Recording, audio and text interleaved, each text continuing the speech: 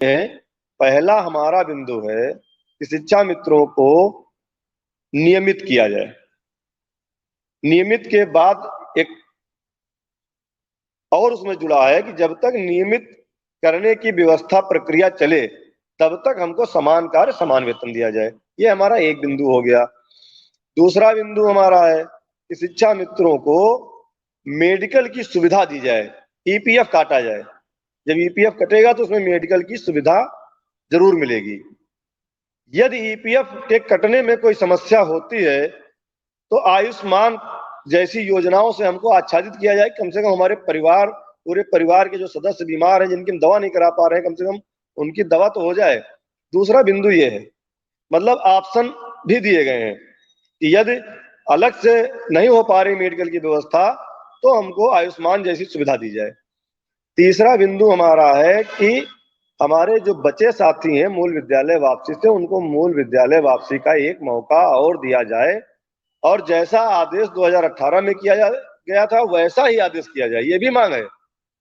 उसी में जुड़ा है कि हमारी महिला जो शिक्षा मित्र बहनें हैं जो अपने जनपद से विवाह के उपरांत अपने पति के जिलों में चली गई हैं, उनको उनके जिले में उनके घर, पति के घर के नजदीक के विद्यालय में समायोजित किया जाए।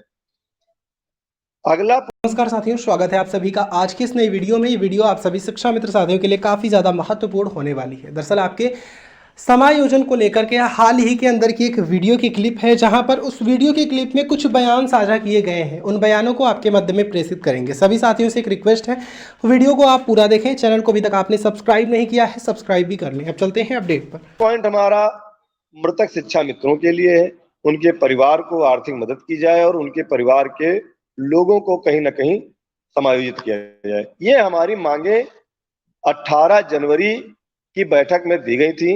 जब दोबारा भी प्रस्ताव के लिए बात हो रही थी, कुछ कागज देने थे, तब भी हमने यही मांग पत्र दोबारा प्रिंट करा करके वहां पे शासन में दिया है। और अधिकारियों ने ये कहा है, मैं स्पष्ट बताता हूं, उसमें कोई बात नहीं है। अधिकारियों ने ये बताया है कि आपने जितने बिंदु दिए थे सब पर चर्चा हुई है और सब पर कुछ ना कुछ व्यवस्था हो रही है। ये हमें उस कमेटी के मेंबरों ने बताया है। ये प्रस्ताव की बात है आदरणीय मिश्रा जी।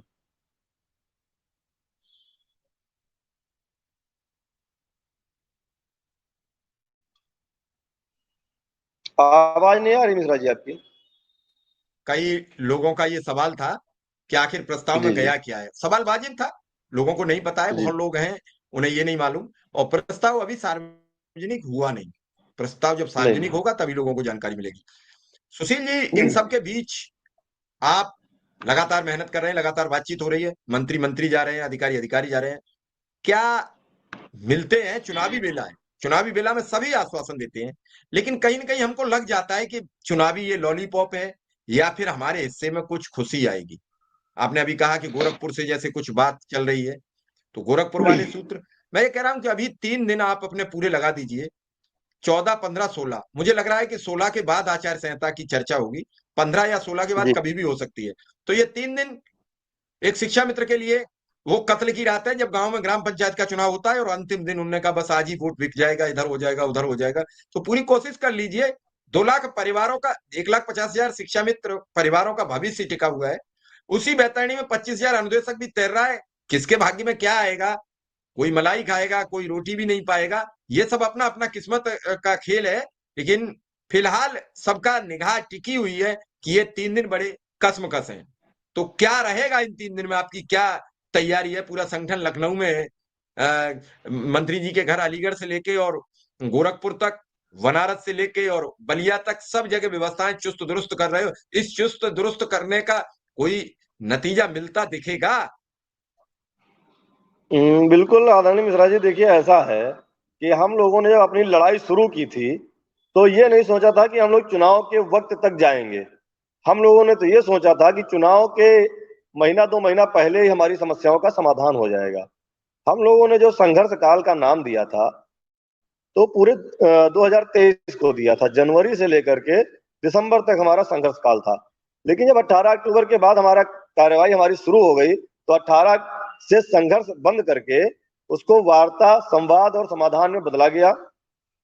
तो जब समाधान के लिए हमारी कार्यवाही चलने लगी तो थोड़ा सा लेट हुआ कमेटी बनने में। कमेटी करीब 11 नवंबर को कमेटी बनाने का आदेश विशेष सचिव की तरफ से हुआ।